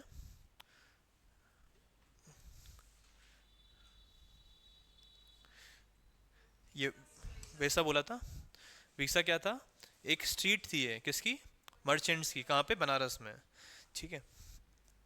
तो ऐसे गिल्ड्स आएंगे, ये क्या थी, गिल्ड्स ही हैं बेसिकली, कि बहुत सारे मर्चेंट्स एक साथ बैठे हुए हैं। ठीक है, तो इनके लिए भी हम कुछ ना कुछ इनको, वो बेसिकली किंग बोलेगा कि आप हमारे यहाँ आ जाओ, हम आपको ये तोहफे देंगे या इसमें आपको टैक्स में रिबेट दे देंगे।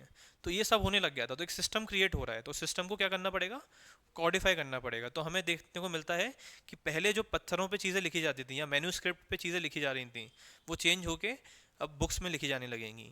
ठीक है, वैसे आपको पता होगा कि चाइना में सबसे पहले पेपर का यूज़ पाया जाता है, राइट, आज से 4,000 साल पहले। ठीक है, तो इंडिया में आते आते टाइम लग गया, तो क्योंकि हमें ज़रूरत ही फील्ड नहीं होती, हमारे लोग बोलते थे हमें सब याद रहता है, हम उसके थ्रू ही कंटिन्यू करेंगे। ठीक है, तो इस चीज़ को लिख लेते हैं पहले।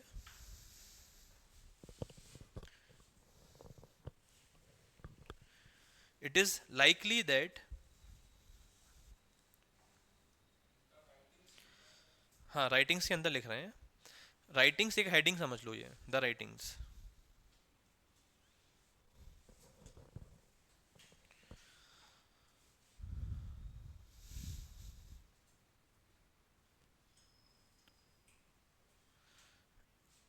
मैंने कुछ अभी बोला था, it is likely that writing started a couple of centuries, writing started a couple of centuries before Ashoka, a couple of centuries before Ashoka, and contributed to trade, and contributed to trade.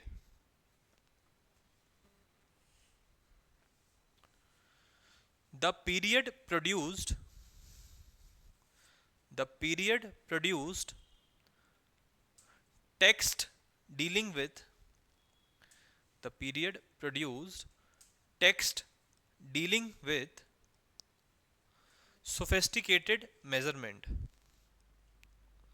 text dealing with sophisticated measurement.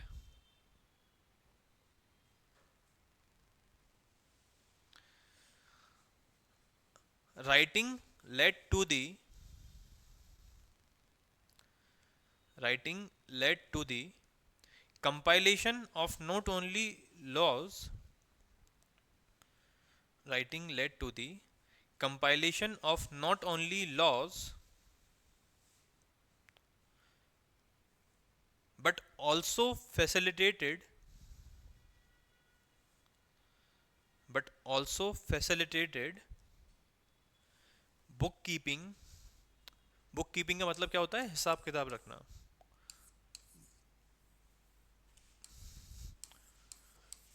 Book keeping comma rituals,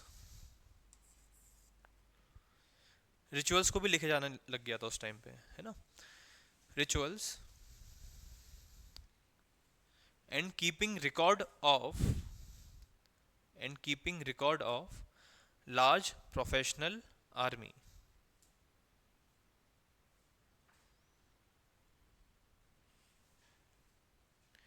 large professional army.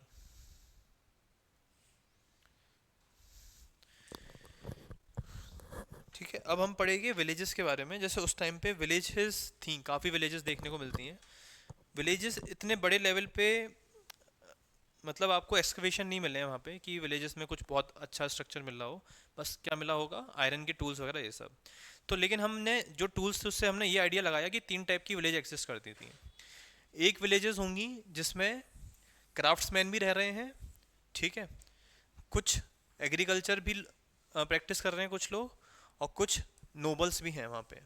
ठीक है, एक ये villages हो गई, यहाँ पे 3 type के लोग एक साथ रह रहे हैं। कुछ विलेजेस क्या होंगी, सिर्फ क्राफ्ट्समैन की विलेजेस होंगी। ठीक है, यहाँ पे सिर्फ विलेजेस क्राफ्ट्समैन की, यहाँ पे क्या करेंगे क्राफ्ट्समैन, अपने क्राफ्ट्स बनाएंगे। ठीक है, शहर जाएंगे, शहर जो हमने अभी पढ़े थे वहाँ पे, और उनको सेल करेंगे। ठीक है, तो कुछ क्राफ्ट्समैन की विलेजेस होंगी। तीसरी कैटेगरी क्या थी, जो सोसाइटी का एकदम पिछड़ा हुआ या फिर निकाला हुआ समाज है, जो चोरी चकारी करते हैं। ठीक है, तो ऐसे लोग भी थे, और वो क्या थे, आउटस्कर्ट्स में रहते थे, जो कोई किंगडम है उसके आउटस्कर्ट्स में रहेंगे, और उन विलेजेस को थर्ड टाइप की विलेजेस बोला जाता था। ठीक है, तो तीन टाइप की विलेजेस एग्जिस्ट कर रही हैं, एक में तो सब लोग रह रहे हैं, एक में सिर्फ क्राफ्ट्समैन रह रहे हैं, और एक में जो एकदम सोसाइटी से निकाला हुआ हिस्सा है वो रहता था। ठीक है, तो इनके बारे में लिखते हैं थोड़ा। The Pali text, villages heading डाल देना उस टाइम की, villages. The Pali text speak of three types of villages.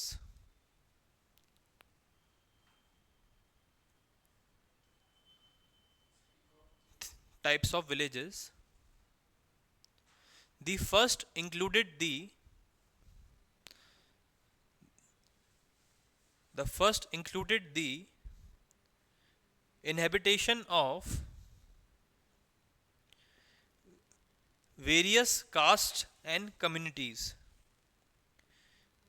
Inhabitation of various caste and communities.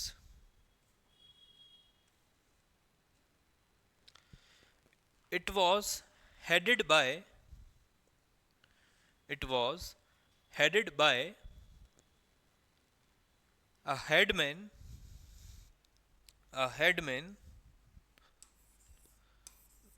known as भोजका।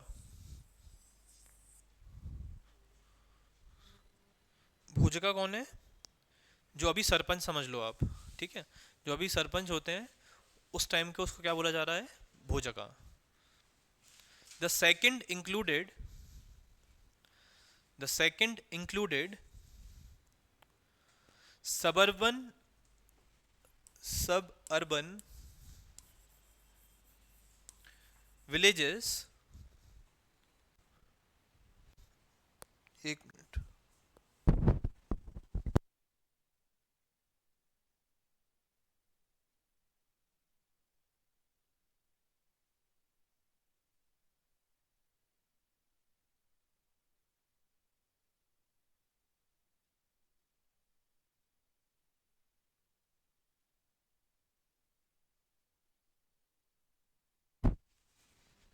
Second included the suburban villages occupied by craftsmen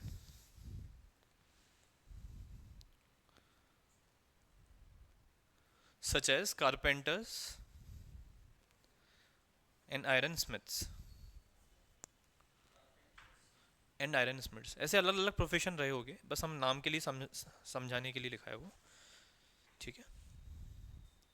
the third category the third category consisted of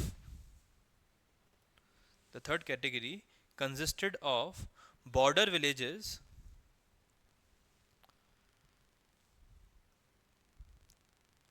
situated on the limits of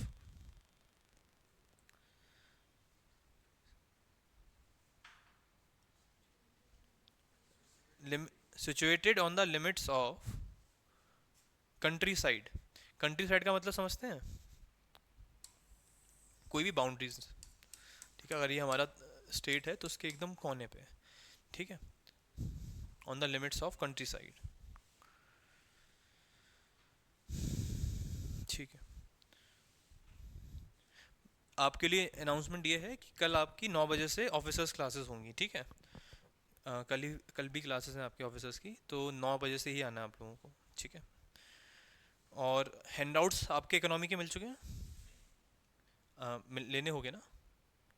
ठीक है, तो एक बार रुक जाना class के बाद 5 minute, print निकाल के आपको दे देंगे। आपको कोई हैंडआउट नहीं मिला होगा अभी तक, है ना? मिल चुका है? ठीक है, आप अभी सारे हैंडआउट्स लेके जाना, और बाकी सबको मिल चुके हैं ना? ठीक है। मेरी कल नहीं होगी, परसों हो जाएगी। पढ़ना तो डेली है। 9 से वही 12 बजे तक ही रहेगी, 11 साढ़े 11 पे ख़त्म हो सकती है। ठीक है। कब? 9 से 2 बजे तक 2 क्लासेस होती हैं ना तब।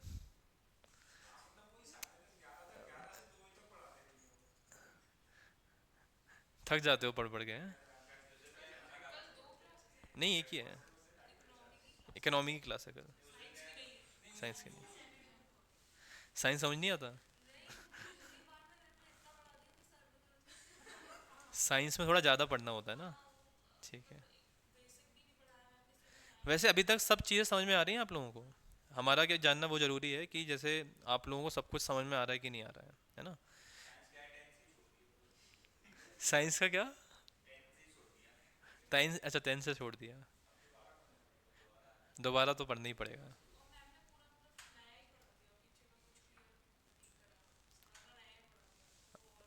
अच्छा, पुराना रिवीजन नहीं हुआ था। ठीक है, तो ये रिव्यू आप दिया करो ना, जिससे कि अब वो आएगी तो हम बोल देंगे कि थोड़ा सा जैसे 10-15 मिनट भी आइडिया हो जाए कि जैसे मैंने बता दिया कि लास्ट टाइम हमने क्या पढ़ा है। हमने एलेक्जेंडर के बारे में पढ़ा था जैसे, है ना, 10 मिनट भी पढ़ा दिया तो आपको लिंक हो जाएगा कि अब ये पढ़ने वाले हैं। तो कंटिन्यूशन हो जाता है वो। और आप भी बोल दिया करो समझ में नहीं आया करे कि हाथ उठा के, कोई दिक्कत नहीं है ना। तो आप लोग बोल सकते हैं कि समझ नहीं आ रहा, या फिर पुराना रिवाइज करवा दीजिए। ठीक है। और कोई रिव्यू है आप लोगों का? सब लोग बैठे ही हैं। आपको सब समझ में आ रहा है अभी? ज्योग्राफी वगैरह सब कुछ, हिस्ट्री। ये तो बस अब अ, आपके 6 लेक्चर्स बचे हैं। ठीक है, 6 अगस्त से जहाँ तक है आपका डेडिकेटेड एक साइंस एंड टेक का बैच चालू हो जाएगा अभी। ठीक है। तो उसमें थोड़ा इंटरेस्टिंग तरीके से चीज़ें पढ़ाई जाएंगी थ्रू पिक्चर्स एंड एवरीथिंग। ठीक है, तो वो भी एक ज़रूरी है साइंस एंड टेक पढ़ाना। तो और इंडियन ज्योग्राफी में कहाँ तक पहुँच चुके हैं आप लोग?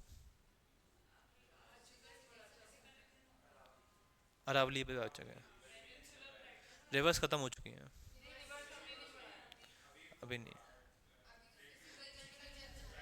फिजिकल चल रहा है? ठीक है। उनको भी बोलेंगे थोड़ा फास्ट कराने के। फास्ट लग रहा है आपको? अच्छा। ठीक है। तो ज्योग्राफी आपका इंडियन ज्योग्राफी चल रहा है अभी, और फिजिकल भी चल रहा है ना? अभी फिजिकली चल रहा है? अच्छा ठीक है। फिजिकल ज्योग्राफी बोल रहे हैं कि हटाइए एमपी में, है ना? वर्ल्ड हटा दिए, फिजिकल ज्योग्राफी है आपका पार्ट। वही बोल रहा हूँ कि फिजिकल भी नहीं है आपका पार्ट, है ना, एमपी में? हाँ। बस इंडिया और एमपी पढ़ाना है, लेकिन क्या है कि फिजिकल ज्योग्राफी नहीं पढ़ोगे ना तो कुछ समझ में नहीं आएगा। तो इसलिए बोला गया था कि सर को ही पहले बोला गया था कि फिजिकल ज्योग्राफी तो आपको पढ़ानी है पहले। तो इसलिए आपको फिजिकल ज्योग्राफी पढ़ाई जा रही है, और फिर उसके बाद इंडियन ज्योग्राफी पढ़ाई जाएगी। वर्ल्ड नहीं पढ़ाएगी, वर्ल्ड थोड़ा बाद में पढ़ाएगी अभी। ठीक है, वर्ल्ड की आपकी 8-10 क्लासेस लगेंगी, क्योंकि उसमें ज़रूरी नहीं है, उसमें तो हम कॉन्टिनेंट्स कवर कराएंगे आपके बेसिकली कि कौन कौन। हाँ, मतलब आप लोगों को नहीं अगर करना हो तो अलग बात है, लेकिन वर्ल्ड ज्योग्राफी में हम 10 क्लासेस कराएंगे जिसमें कॉन्टिनेंट बाय कॉन्टिनेंट हर सेक्शन कवर कराया जाएगा। ठीक है।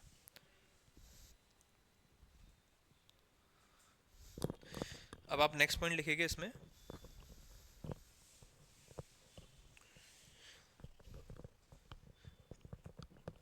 देखो, एक्सट्रीम फॉर्म ऑफ, अब हम वर्ना सिस्टम में यहाँ पर पहुँच गए हैं मॉडर्न में। ठीक है, क्या देख लिया हमने? हेरिडिटरी ट्रांसमिशन भी देख लिया। यानी कि अब आपकी जो प्रोफेशन है वो ये डिसाइड नहीं करेगा कि आप किसके लिए कैपेबल हो। अब वो डिसाइड करेगा कि आप किस फैमिली में बॉर्न हो रहे हो। इसी को क्या बोला जाता है? Extreme form of varna system. ठीक है। ऋग्वेदिक में क्या स्टार्ट हुआ था कि क्लासिफिकेशन कर दिया कि कुछ लोग काम करेंगे खेती का, कुछ लोग काम करेंगे मजदूरी का, कुछ लोग काम करेंगे ब्राह्मण बन जाएंगे कुछ लोग। अब ब्राह्मण का बेटा ही ब्राह्मण बनेगा। ठीक है। और ये फेज़ अब चालू हो जाएगा, कहाँ पे देखने को मिल रहा है हमें? मॉडर्न फेज़ में। ठीक है। तो हम देखते हैं कि जो एग्रीकल्चर हो रहा है, लैंड जो है ना, वो अब फैमिली टू फैमिली ट्रांसमिट होता जाएगा। कि कुछ फैमिली को, जैसे मैंने 5 एकड़ है तो उसको मैंने एक फैमिली को दे दिया। अब ये फैमिली के पास ही रहेगा लैंड। पहले क्या होता था कि कुछ ऐसा क्लासिफिकेशन नहीं है, कि प्रॉपर्टी कॉमन होती थी, प्रॉपर्टी ऐसी कोई चीज़ ही नहीं थी, समझो, ऋग्वैदिक पीरियड में। लेकिन यहाँ पे हमें देखने को मिल रहा है कि अब एक फैमिली को कुछ पर्टिकुलर हिस्सा देना चालू कर दिया जाएगा कि आपके ये 5 बीघा खेत है, अब आपको यहाँ पे खेती करनी है, तो पूरी फैमिली अब इसी खेत को जुताई करेगी, बेसिकली यहाँ पे फार्मिंग करेगी। Right.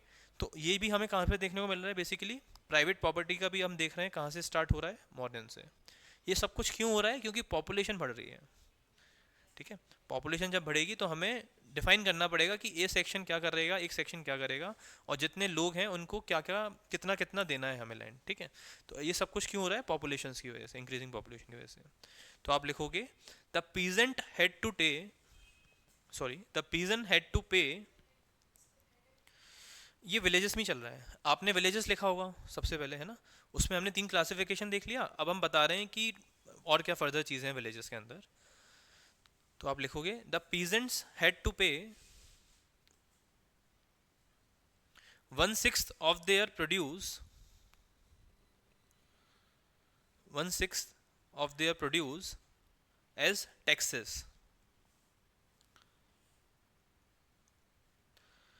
Next point, rich peasants, rich peasants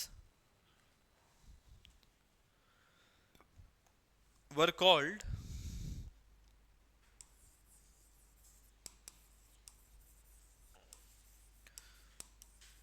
rich peasants were called grihapatis.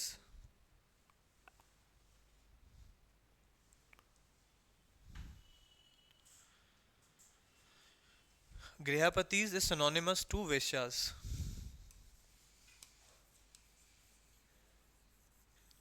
ये दोनों सेम ही वर्ड है, यानी कि अगर कोई बोलते कि वेश्यास क्या है तो वो भी क्या है, वो तो है गृहपति। क्या लिखवाया मैंने आपको? गृहपतिस कौन है? Rich pageants. ठीक है, वेश्यास भी क्या है? रिच पीजेंट्स हैं।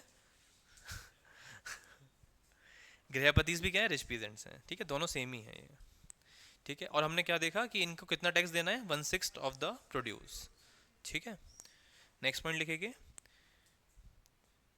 The village lands, the village lands were divided into were divided into cultivable plots, cultivable plots and allotted family wise.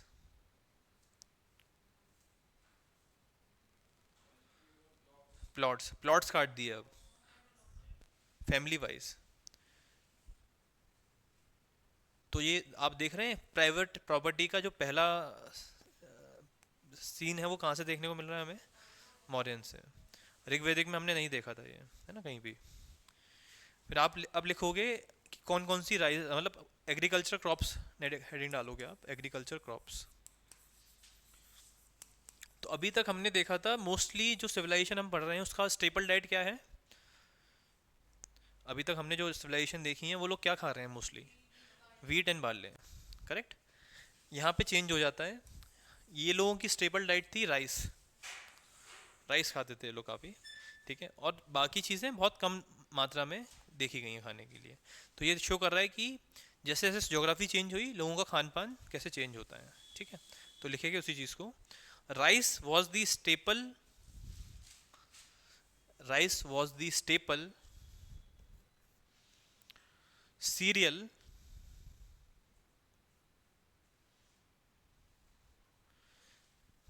produced in produced in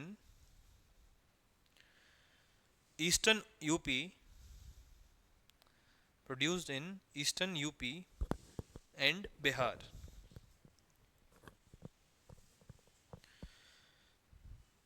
Various types of paddy, various types of paddy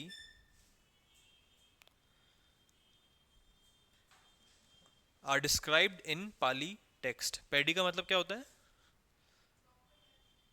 चावल, चावल को ही क्या बोलते हैं? Paddy बोलते हैं। ठीक है, तो इसको याद रखना है आपको। न्यूज़पेपर में कभी कभार पैडी ही, कल्टीवेशन पैडी ही दिखा करेगा, तो वो क्या है? राइस ही है। ठीक है, फिर लिखोगे in addition, next point, in addition Pali text, in addition peasants also produced, इसको इंपॉर्टेंट मार्क कर लेना, in addition the peasants also produced barley, pulses, millets, barley, barley, pulses, millets, cotton and sugarcane. Due to the use of, due to the use of iron plugshare, iron plugshare and immense fertility and immense fertility of the alluvium soil, immense fertility of alluvium soil from Allahabad, Allahabad to Rajmahal Hills,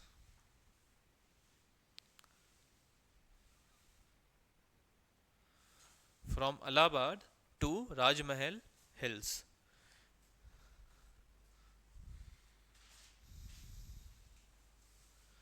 तो आज हमने क्या पढ़ा था? आज हमने सबसे पहले देखा कि सेकंड अर्बनाइजेशन आ चुका है। किस फेज में आया है? मॉडर्न फेज में, या मगधन फेज बोल सकते हैं। ये एज कब स्टार्ट हुई है? जब बुद्धा का बर्थ हुआ उसके बाद से, राइट। फिर हम क्या देखते हैं फर्दर कि इस सिविलाइजेशन का डिस्टिंक्टिव फीचर क्या था? पॉपुलेशन इंक्रीज हुई बहुत ज़्यादा, ठीक है, जो उसको काफ़ी डिस्टिंक्ट बनाती है दूसरी सिविलाइजेशन से, ठीक है। उसकी वजह से हमें क्या देखने को मिलता है? यहाँ पे स्पेशलाइजेशन हुआ था, ठीक है। स्पेशलाइजेशन होगा किन किन फील्ड्स में? अपने लोग आर्टिसंस एंड जो क्राफ्ट्स हैं उन फील्ड्स में, ठीक है। लोग कारपेंटर को स्पेशलाइजेशन करेंगे, लोग क्या करेंगे? आयरन स्मिथ्स को स्पेशलाइजेशन करेंगे। और ये जो नॉलेज है अब ये क्या हो जाएगी? हेरिडेटरी हो जाएगी इन नेचर, यानी कि फादर से सन के पास जाएगी ये नॉलेज, ठीक है। और हम क्या देखने को देखते हैं यहाँ पे, क्योंकि इनका जो एम्पायर था उसका एक्सटेंट बहुत बड़ा था, तो यहाँ पे हमें बड़े लेवल पे ट्रेड देखने को मिलती है, ठीक है। ट्रेड के लिए हम क्या देखते हैं? मल्टीपल ट्रेडिंग टाउन्स आते हैं यहाँ पे। उन टाउन्स के नाम क्या थे? कौशंबी, श्रावस्ती, मथुरा, ठीक है, बनारस, पाटलिपुत्र, कुशीनगर, वैशाली, ठीक है। तो ये पूरे रूट्स बनाते हैं। हमने क्या पढ़ा था कि मथुरा से लोग गुजरात जाते थे वाय उज्जैन, ठीक है। यहाँ से ही लोग तक्षशिला जाते थे मथुरा से, और Mathura was an connecting point between Rajgir and Takshashila, ठीक है। तो ये हमने आज पढ़ा था, ठीक है। इसके बाद हमने क्या देखा? आज एग्रीकल्चर के बारे में पढ़ा कि उनकी जो स्टेबल डाइट थी वो क्या थी? राइस थी। हमने सोसाइटी के बारे में जाना कि सोसाइटी में अब 3 टाइप की विलेजेस आ चुकी थी। एक विलेजेस ऐसी थी जहाँ पे सब लोग मिलके रह रहे थे। दूसरी टाइप की विलेजेस कैसी थी? जहाँ क्राफ्ट्समैन थे। और थर्ड टाइप ऑफ विलेजेस जो एकदम आउटस्कर्ट्स में थी, अबेंडेंट काइंड ऑफ विलेजेस थी, ठीक है। और क्या देखा था आज हमने इसके अलावा? राइटिंग्स के बारे में पढ़ा। हमने क्या पढ़ा? टेक्स्ट क्यों आए थे इस एरिया में? टेक्स्ट क्यों आए थे? क्योंकि रिक्वायरमेंट फील हुई थी, लोगों को ज़रूरत लगी थी कि हमारे पास लिखा हुआ बुक कीपिंग रिकॉर्ड्स हों, किसके? आर्मीज़ के हों, ठीक है। और जितना भी इतना बड़ा एम्पायर है उसको कैसे रूल करना है, उसके लिए रूल्स एंड रेगुलेशंस के लिए एंड रिचुअल्स के लिए हमारे पास एक कस्टमाइज्ड रूल्स हों। तो उसके लिए हमने क्या किया? राइटिंग स्टार्ट करी थी, ठीक है। तो ये सब हमने आज देखा था। उससे पहले हमने अलेक्जेंडर के बारे में पढ़ा था, ठीक है, कि कैसे अलेक्जेंडर आता है, उसकी वजह से मॉडर्न एम्पायर को फ़ायदा पहुंचता है, ठीक है। तो ये काइंड ऑफ अब आपका पूरी पृष्ठभूमि खत्म हो चुकी है, ठीक है। अब हम बस इस फेज से चालू होते होते कहाँ जाके रुकेंगे? गुप्तास तक। तब तक अब सेम ही सिस्टम चलता रहेगा, ठीक है। फाइनली गुप्तास में जाके चेंज क्या होता है कि प्रीस्ट जो होते हैं उनको लैंड ग्रांट्स दिए जाने लगे थे। सोसाइटी में चेंज बस ये आता है, जो प्रीस्ट होते हैं उनको लैंड ग्रांट्स मिलना चालू हो जाते हैं। अभी तक प्रीस्ट को लैंड ग्रांट नहीं मिला था, तो जो गुप्तास के एम्पायर के जो किंग थे उन्होंने क्या किया था? लैंड ग्रांट देना प्रीस्ट को चालू कर दिया था, ठीक है। तो ये हम बस चेंज देखेंगे, बाकी अब यही सिस्टम कंटिन्यू रहेगा, इसलिए इम्पोर्टेंट था